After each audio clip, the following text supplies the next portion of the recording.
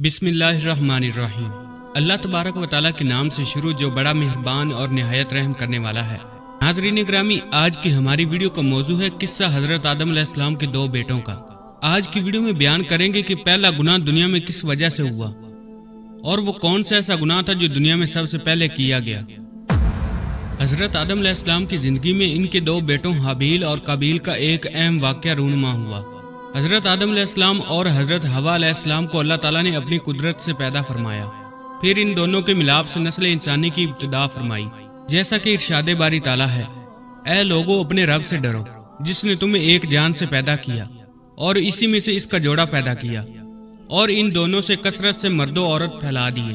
منقول ہے کہ حضرت حوا علیہ السلام 20 یا 40 مرتبہ حضرت آدم علیہ السلام سے حاملہ ہوئی۔ ہر حمل میں 2 بچے پیدا ہوئے، ایک لڑکا اور ایک لڑکی۔ حضرت آدم علیہ السلام ایک حمل کے لڑکے کا دوسرے حمل کی لڑکی کے ساتھ نکاح فرما دیا کرتے تھے۔ ایک تو یہ اللہ تعالیٰ کی طرف سے حکم تھا، اور دوسرا یہ تھا کہ انسان صرف حضرت آدم علیہ السلام کی اولاد میں سے ہی ہونے تھے، کسی اور جن سے نہیں، تو ایک دوسرے کے ساتھ نکاح کرنے کے علاوہ اور کوئی صورت نہ تھی۔ انہی اولاد میں سے قابیل اور حابیل 2 لڑکے تھے جن کے ساتھ ایک لڑکی بھی پیدا ہوئی۔ قابیل کے ساتھ جو لڑکی پیدا ہوئی وہ بہت خوبصورت تھی اور اس کا نام اقلیمہ تھا، جبکہ حابیل کے ساتھ پیدا ہونے والی لڑکی زیادہ خوبصورت نہیں تھی اور اس کا نام لیوزا تھا۔ جب حضرت آدم علیہ السلام نے شرعی دستور کے مطابق قابیل کا نکاح لیوزا سے اور حابیل کا اقلیمہ سے کرنا چاہا تو قابیل اس پر راضی نہ ہوا اور مطالبہ کیا کہ میرا نکاح اقلیمہ کے ساتھ ہی کیا جائے۔ حضرت آدم علیہ السلام نے اس سے فرمایا: اقلیمہ تیرے ساتھ پیدا ہوئی ہے، لہذا وہ تیری بہن ہے، اس کے ساتھ تیرا نکاح حلال نہیں۔ قابیل کہنے لگا: یہ تو آپ علیہ السلام کی رائے ہے، اللہ تعالیٰ نے یہ حکم نہیں دیا۔ اس پر آپ علیہ السلام نے فرمایا: اگر تم یہ سمجھتے ہو تو تم دونوں اپنی اپنی قربانیاں پیش کرو۔ اس زمانے میں قربانی قبول ہونے کی علامت یہ ہوتی کہ آسمان سے ایک آگ اتر کر اسے کھا جاتی تھی۔ قابیل کھیتی باڑی کا کام کرتا تھا اور حابیل بکریاں چراتے تھے۔ قابیل ہلکی قسم کی گندم کا ایک ڈھیر قربانی کے طور پر لایا، جبکہ حابیل نے رضائے الہی کے لیے ایک عمدہ قسم کی بکری قربانی کے لیے پیش کی۔ پھر گندم اور بکری کو پہاڑ پر رکھ دیا گیا۔ اس کے بعد حضرت آدم علیہ السلام نے دعا فرمائی تو آسمان سے آگ نازل ہوئی اور اس نے حابیل کی قربانی کو لے لیا اور قابیل کی گندم کو چھوڑ دیا۔ یوں حابیل کی قربانی قبول ہو گئی اور یہی اقلیمہ کے حقدار پائے۔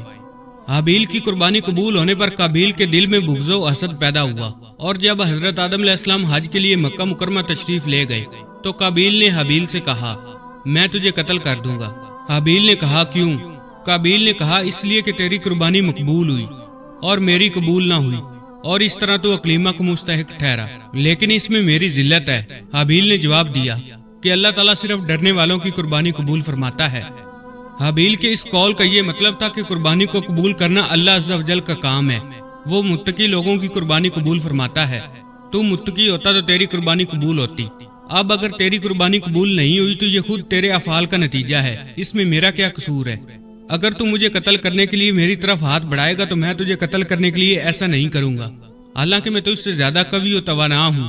یہ صرف اس لیے کہ میں اللہ عز و جل سے ڈرتا ہوں اور یہ چاہتا ہوں کہ میں گناہ گار نہ بنوں، بلکہ میرے قتل کرنے کا گناہ اور تیرا سابقہ گناہ، یعنی والد کی نافرمانی، حسد اور خدائی فیصلے کو نہ ماننے کا سارا گناہ تیرے ہی اوپر آ پڑے۔ قرآن کریم میں حکایت کا یہ حصہ ان الفاظ کے ساتھ بیان کیا گیا، چنانچہ ارشاد باری تعالیٰ ہے: اے حبیب، انہیں آدم کے 2 بیٹوں کی سچی خبر پڑھ کر سناؤ۔ جب دونوں نے ایک قربانی پیش کی تو ان میں سے ایک کی طرف سے قبول کر لی گئی اور دوسرے کی طرف سے قبول نہ کی گئی، تو وہ دوسرا بولا: میں ضرور تجھے قتل کر دوں گا۔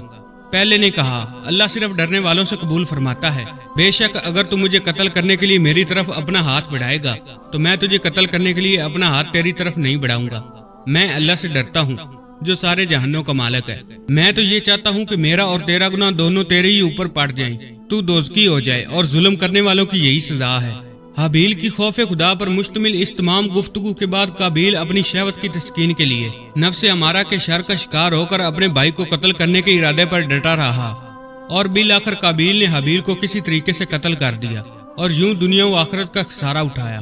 قرآن پاک میں ارشاد باری تعالیٰ ہے: تو اس کے نفس نے اسے اپنے بھائی کے قتل پر راضی کر لیا تو اس نے اسے قتل کر دیا، پھر وہ نقصان اٹھانے والوں میں سے ہو گیا۔ حابیل کو قتل کرنے کے بعد قابیل حیران و پریشان ہوا کہ اب اس لاش کو کیا کرے، کیونکہ اس وقت تک کوئی انسان مرا ہی نہ تھا۔ چنانچہ ایک وقت تک وہ لاش کو پشت پر لادے پھرتا رہا پھر جب اسے لاش چھپانے کا کوئی طریقہ سمجھ نہ آیا تو اللہ عز و جل نے انسانوں کی تدفین کا طریقہ سکھانے کے لیے ایک کوا بھیجا۔ چنانچہ یوں ہوا کہ دو کوے آپس میں لڑے، ان میں سے ایک نے دوسرے کو مار ڈالا۔ پھر زندہ کوے نے اپنی چونچ اور پنجوں سے زمین کرید کر گڑھا کھودا، اس میں مرے ہوئے کوے کو ڈال کر مٹی سے دبا دیا۔ کوے کا واقعہ دیکھ کر قابیل کو شرم آئی کہ مجھے اس کوے جتنی بھی سمجھ نہ آئی کہ اپنے بھائی کی لاش چھپا لیتا۔ پھر قابیل نے بھی زمین کھود کر حابیل کی لاش کو دفن کر دیا۔ قرآن کریم میں اس بارے ارشاد باری تعالیٰ ہے، پھر اللہ تعالیٰ نے ایک کوا بھیجا جو زمین کرید رہا تھا تاکہ وہ اسے دکھائے کہ وہ اپنے بھائی کی لاش کیسے چھپائے۔ کوے کا واقعہ دیکھ کر قاتل نے کہا، ہائے افسوس، میں اس کوے جیسا بھی نہ ہو سکا کہ اپنے بھائی کی لاش چھپا لیتا، تو وہ پچھتانے والوں میں سے ہو گیا۔ حابیل کو قتل کرنے کے بعد قابیل کا بہت برا حال ہوا۔ چنانچہ امام مجاہد رحمۃ اللہ علیہ سے مروی ہے کہ جب حابیل نے اپنے بھائی کو قتل کر دیا تو اسی دن سے اللہ تعالیٰ نے اس کا ایک پاؤں پنڈلی سمیت اس کی ران کے ساتھ ملا دیا، اور یہ قیامت تک یوں ہی ملا رہے گا۔ اس کا چہرہ سورج کی طرف کر دیا کہ جس طرف سورج گھومتا اسی طرف اس کا چہرہ گھوم جاتا۔ روایت میں آتا ہے کہ جب قابیل نے حابیل کو قتل کر دیا تو اللہ تعالیٰ نے اس کی عقل زائل اور دل میں سمجھنے کی صلاحیت ختم کر دی۔ یہ اسی طرح رہا یہاں تک کہ مر گیا۔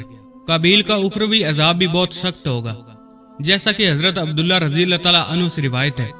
رسول پاک صلی اللہ علیہ وآلہ وسلم نے ارشاد فرمایا، کسی جان کو ظلماً قتل نہیں کیا جاتا مگر اس کے خون نہ حق میں حضرت آدم علیہ السلام کے پہلے بیٹے کا حصہ ضرور ہوتا ہے، کیونکہ اسی نے پہلے ظلماً قتل ایجاد کیا۔